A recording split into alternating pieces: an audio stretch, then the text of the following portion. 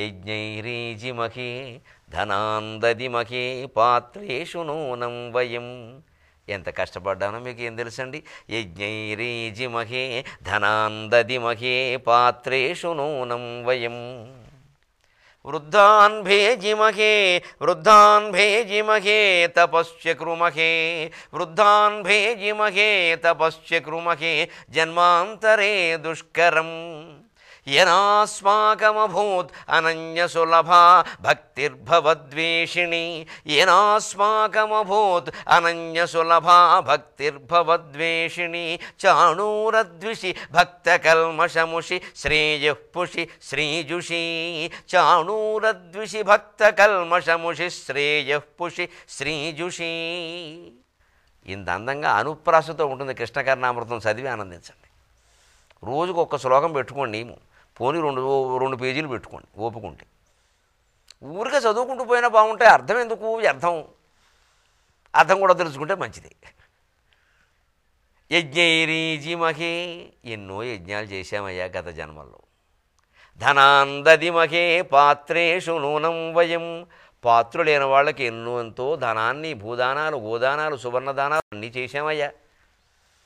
ఇంకా ముఖ్యమైనది వృద్ధాన్ భేజిమహే. ఇంట్లో తల్లిదండ్రుల్ని, అమ్మమ్మల్ని, తాతయ్యల్ని, వృద్ధుల్ని భక్తిగా సేవించామయ్యా.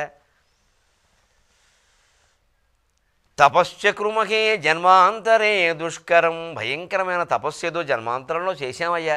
కాబట్టి ఈయన అస్మాకమభూత్. ఆ కారణం చేతనే మాకు లభించింది. ఏమిటి?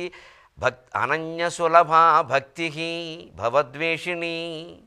అనన్యసులభమైనటువంటి భక్తి లభించింది. ఇతరులకి సాధ్యం కానటువంటి భక్తి మాకెందుకు దొరికింది అంటే యజ్ఞాలు చేయడం వల్ల, దానాలు చేయడం వల్ల, పితృకర్మలు చేయడం వల్ల, బ్రతుకున్న తల్లిదండ్రులని దేవతల్లా గౌరవించడం వల్ల. యువతరం ఇదంతా నేర్చుకోవాలా వద్దా? ఇవి ఏవీ చేయకుండా తర్వాత చివరిలో ఎప్పుడు మేము యోగ వాసిష్టం చదివేస్తామండి. ఏంటి చదివేస్తే ఎక్కాల పుస్తకం ఎంతో అదే అంతే. నీకు ఏమీ అర్థం కాదు ఈ సేవలు ఏమీ చేయకుండా. కుటుంబ సంబంధాలన్నీ మనం కాపాడుకోవలసిందే. ఎవరితో ఎలా ఉండాలో అలా ఉండవలసిందే. అప్పుడే నువ్వు వెళ్ళాలి. దానికి మూలం గృహస్థాశ్రమమే. ఆలు మగలుగూడి రేలు మగలుగూడ అనురాగ గంధమ్మునలదుకొనుడు చిన్ని పాపలతోడ చిగురుటాకుల నీడ గుజ్జనగూళ్లలో కుదురుకొనుడు రాలిపోవక ముందే సోలిపోకుండగా మిగల మృగ్గిన పండ్ల మేలుగనుడు దారిదానయ్యల దానమ్ములటులుంచి అవసరమునకైన ఆదుకొనుడు. ఇది గృహస్థాశ్రమంబు, ఇది ఈ జగత్తు నిలిచియుండంగ పోసిన నీరు నారు. ఇది ఏ ఆత్మసాక్షాత్కార పద పదమ్ము ఒట్టిదని ఎరుంగుము కాని పట్టుకొనుము. సంసారం గురించి చెప్పండి అంటే ఒక అవధానంలో చెప్పిన పద్యం ఇది. ఆలు మగలు నిత్యము ఆనందంగా శృంగారానుబంధంతో హాయిగా గడపాలి. ఏకాంత సమయం దొరికింది అంటే సొక్కి సోలిపోవడమే, తిరుగులేదు. ఇంకా అలా ఉంటేనే అది సంసారం. ఏమిటి నీరసాలు ఊరికే పని లేక. ఆ బంధం ఉండాలంటే అన్ని రకాల శారీరక మానసిక బంధాలు శుభ్రంగా హాయిగా ఉండాలి. మొహమాట పడకూడదు. చిన్ని పాపలతో సాయంకాలం పిల్లలు వచ్చారు బడి నుంచి, చిన్నపిల్లలు, వాళ్ళతోటి గుజ్జనగూళ్ళలో కుదురుకుని హాయిగా వాళ్ళ మాటలు వింటూ, వాళ్ళ కబుర్లు వింటూ, వాళ్ళకి మళ్ళీ బట్టలు అవి మారుస్తూ, ఆ పుస్తకాలు సర్దుతూ అందులో ఆనందంగా మునిగిపోవాలి. అంతేకాని వాళ్ళ కోసం ఆయాని గయాని పెడతారు. ఆ దరిద్రం. వాళ్ళ కోసం ఆయా, పెద్దవాళ్ళ కోసం ఆయా, మనం బయటికి గయా. ఇంకే ఆనందమే ఉందండి జీవితంలో. ఎవరికి వారే యమునా తీరే. కనీసం యమునా తీరంలో కూడా నేను అపార్ట్మెంట్ దూరే. ఇక మిగిలిన ముగ్గిన పండ్లు రాలిపోవక ముందే సోలిపోకుండా. వృద్ధులు ఉంటారండి, వాళ్ళు రాలిపోతారు, ఎప్పటికైనా వెళ్ళిపోయేవాళ్ళు. కానీ అంతకుముందే సోలిపోకుండా మనం చూసుకోవాలి. వాళ్ళకి వైద్యం, వాళ్ళకి పుట్టినరోజులు, వాళ్ళ పెళ్లి రోజులు ఇవన్నీ చేయాల్సింది. 9 ఏళ్ళ అమ్మాయికి 9,000 పెట్టి బట్టలు కొంటున్నాం మనం. 90 ఏళ్ళ ఆవిడకు చీర కొనలేమండి? ఆవిడ పుట్టినరోజు ఆవిడ గుర్తు చేసి, అమ్మాయి ఇవాళ నీ పుట్టినరోజు, ఇగో అన్నయ్య మాట్లాడుతున్నాడు, అక్క మాట్లాడుతుంది, బావగారు అంటే ఎంత సంతోషిస్తుంది ఆవిడ. అది మనం చూడాల్సిన బాధ్యత కదా. తల్లి కావచ్చు, అత్తగారు కావచ్చు, పెద్దవాళ్ళు ఇంట్లో ఎవరుంటే వాళ్ళని అమ్మమ్మలు, తాతయ్యలు అందరి పుట్టినరోజులు మనం దిగ్విజయంగా చేయాల్సింది. అది చూస్తారు మనవాళ్ళు. తాతగారు పుట్టినరోజుకి దండం పెట్టారు, అందరూ వెళ్ళి దీపాలు వెలిగించారు, నేనేమిటి దీపాలు అర్పుతున్నా అని వాడికి బుద్ధి వస్తుంది వెంటనే. చేయకపోగా ఈ పిల్లల పుట్టినరోజుల కోసం ఏడాది కాగానే వాడు పుట్టినరోజుకి 10 లక్షలు ఖర్చు పెట్టడమా? 90 ఏళ్ళ వాడిని అలా వదిలేయడమా? 80 ఏళ్ళ వాడిని నేను మీకు పుట్టినరోజు లేకపోతే ఇప్పుడు నష్టం ఏంటట? కొత్త బట్టలు ఎందుకట? అసలు నువ్వు బతుకున్నది ఎందుకట? యక్షానాడు పైగా వాళ్ళని బాధ పెట్టేలాగా. వాళ్ళు ఏం చేశారంటే మనకి ఏ రకంగా ఓ పూట తింటారు, ఓ పూట తింటారు. మనకంటే ఎంత నయమండి వాళ్ళు. ఏం ఖర్చు ఉందండి వాళ్ళ వల్ల? అలా వృద్ధుల్ని గౌరవించాలి. దారిపోయే దానయ్యలకి దానాలు చేయకపోయినా అవసరానికైనా పక్కింటి వాళ్ళని ఆదుకోవాలి కదా. రేపు అవసరం వస్తే పోనీ అవసరం కోసం మనకు వాళ్ళే కదా దిక్కు. ఎక్కడో ఉన్న వాళ్ళందరూ మన కోసం రారు, పక్కింటి వాళ్ళే మనకి దిక్కు. వాళ్ళతో ముందు సఖ్యంగా ఉండాలి. ఈ గృహస్థాశ్రమమే ఆత్మసాక్షాత్కార పదం. ఇదే మొత్తం జగత్తు నిలిచి ఉండడానికి భగవంతుడు పోసిన నీరు నారు. దీని నుంచే మనం పొందగలం అని కృష్ణకర్ణామృతకర్త చెప్పాడు స్పష్టంగా. ఇప్పుడు చూడండి, వాసుదేవ సర్వమితి స మహాత్మా సుదుర్లభక. అంతా వాసుదేవమయం అని భావించేవాడు దొరకడం కష్టం అన్నాడు. ఆ స్థితికి చేరుకోవాలి మనం. ఏయడని లేవు పరమేశ్వర. ఊరికే మొన్న గదిలో కూర్చుంటే, హోటల్ గదిలో, అది కూడా ఒక చిన్న లైట్ ఉంది. ఆ దీపం కాంతి గోడ మీద పడుతుంది. ఆ చిన్న బల్బు దీపకాంతి ఆ గోడ మీద పడింది. ఆ గోడలో ఏవో రకరకాల రంగుల రాళ్ళు అతికిస్తే అద్భుతమైన అనుభూతి అండి. అప్పుడు వచ్చింది ఈ మాట, వాసుదేవ సర్వమితి. ఈ రాళ్లలో దేవుడు లేడా? ఈ గదిలో దేవుడు లేడా? నేను ఎక్కడికో పోవాలా దేవుడి కోసం? ఇంకో 10 మంది నా చుట్టూ ఉండాలా? ఏయడని లేవు పరమేశ్వర.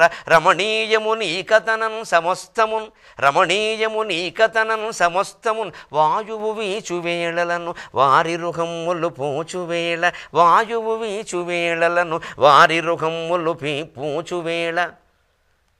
దేవాయతనానకేతనములందలి మువ్వలు మ్రోగువేళ, దేవాయతనానకేతనమునందలి మువ్వలు మ్రోగువేళ. నా గేయము పల్కువేళ, నా గేయము పల్కువేళ. పులకింతలు నీవెగదా జగత్ప్రభో.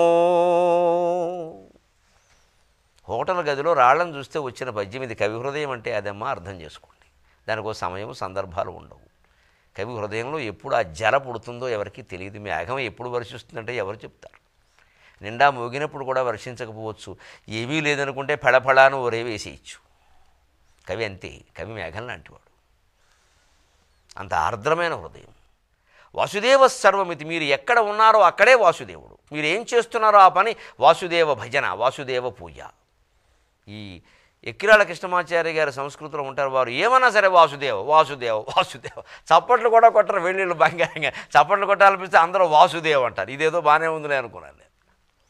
నిత్యం వినకూడని మాట విన్న వాసుదేవ వాసుదేవ. ఆ పాపం దాంతో పోయింది. ఇది మనం అలవాటు చేసుకోవాలి. యో యో యాం యాం తనుం భక్త శ్రద్ధయా అర్చితుమిచ్చతి తస్య తస్యాచలాం శ్రద్ధాం తామేవ విదధాం యకం. సర్వధర్మాలు వైదిక ధర్మం కంటే తక్కువే. అన్ని ధర్మాలు వైదిక ధర్మంలో కలవాల్సిందే. ఎందుకంటే ఇంత విశాల భావం ప్రపంచంలోనే మరే ధర్మంలో మరే మతంలో లేదు. బహిరంగమైన సవాల్. యో యో యాం యాం తనుం భక్త శ్రద్ధయా అర్చితుమిచ్చతి. ఎవరెవరు ఏ ఏ రకమైన విగ్రహాన్ని, రూపాన్ని, శరీరాన్ని అర్చించాలని అనుకుంటూ ఉన్నా, ఏ రూపంలో భగవంతుణ్ణి ఆరాధిస్తూ ఉన్నా, తస్య అతనికి, తస్య అచలాం శ్రద్ధాం, ఆయా వ్యక్తులందరికీ అచలమైన శ్రద్ధనే అహం విదధామి, నేనే కలిగిస్తున్నా అన్నాడు. ఇప్పుడు చూడండి, ప్రపంచంలో ముస్లిం మతం ఎందుకుంది, క్రైస్తవ మతం ఎందుకుంది, బౌద్ధం, జైనం, హైందవం, నాస్తికం, జొరాస్ట్రియన్, అనేక రకాల మతాలు ఎందుకున్నాయి? ఆయా ప్రాంతాల వాళ్ళకి అలాగే చెప్పాలి అని భగవంతుడు నిర్ణయించుకుని ఆయా దేశాలలో అలా అవతరించాడు. అందుకే ఆయా గ్రంథాలలో ఎప్పుడూ దోషాలు ఉండవు. బైబిల్లో కానీ, ఖురాన్లో కానీ, భగవద్గీతలో కానీ, బుద్ధుని యొక్క మూల ప్రవచనాల్లో కానీ విశాలమైన భావాలు ఉంటాయి. మధ్యలో వ్యక్తులు రాజకీయం చేసేస్తూ ఉంటారు మొత్తం. ఆ గ్రంథాలను కానీ, ఆ మూల పురుషులను కానీ మనం అవమానించకూడదు. అందులో సందేహమే లేదు. ఒక హిందువుగా ధారాళంగా చెబుతాను ఈ విషయాన్ని. అందరూ భగవత్ స్వరూపులే. ఇక్కడ రాముడు కృష్ణుడి రూపంలో పుట్టాడు, ఇంకో చోట జీసస్ రూపంలో పుట్టాడు, ఇంకో చోట ప్రవక్త రూపంలో పుట్టాడు, ఇంకో చోట బుద్ధుడి రూపంలో పుట్టాడు. మనకేం అభ్యంతరం? చివరికి నువ్వు కూడా అలాగే పుట్టావని తెలుసుకో. నువ్వు కూడా భగవత్ స్వరూపమే. నువ్వు వేరు, ఆయన వేరు. నువ్వు ఎప్పుడూ సేవకుడే, ఆయన ఎప్పుడు యజమాని. ఏదో దరిద్రపు సంబంధం అండి అసలు. అది ఎప్పుడు యజమాని, ఎప్పుడు సేవకుట్ట. భగవంతుడు ఒప్పుకోడు దాన్ని. గోవు వెంట దగ్గర కోడే భంగి, నువ్వే ఆవు నేనే దూడాను ఆయన చెబితే ఏం మాట్లాడతారండి తెలియకుండా. మతానికి సంబంధించిన ప్రాథమిక విషయం కూడా తెలియని వాడే భగవంతుడు యజమాని, భక్తుడు సేవకుడు అంటాడు. భగవంతుడు భక్తుడు రెండు లేవు నాయన, ఉన్నది ఒకటే. దాసోహం అనే మాటే తప్పు. సోహం దాదీశై, అప్పుడే నీకు ధర్మం అర్థమవుతుంది.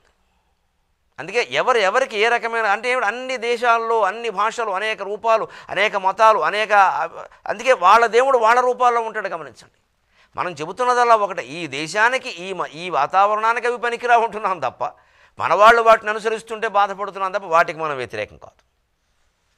వాటిని విదేశాల వాళ్ళు అనుసరించవలసిందే. వాళ్ళు అక్కడ పుట్టారు, అక్కడ పెరిగారు. వాళ్ళు కాకపోతే వీళ్ళు అత్యవసరంగా వీడు అశ్వమేధ యాగం ఇలా చేస్తాడు. సత్యనారాయణ వ్రతం ఎందుకు చేస్తాడు? వాళ్ళు చేసేది వాళ్ళు చేసుకోమనండి. కానీ మనవాడిని విమర్శించడం, మనవాళ్ళందరినీ అందులోకి లాగేయడం, ఎప్పటికైనా దేశాలన్నీ మార్చేస్తామని రహస్యమైన ప్రణాళికలు పెట్టుకుంటే నాలికలు మిగలవు, సెలవు. ఆ నాలికని తెలుగు భాష మాట్లాడడానికి వినియోగిద్దాం. సెలవు.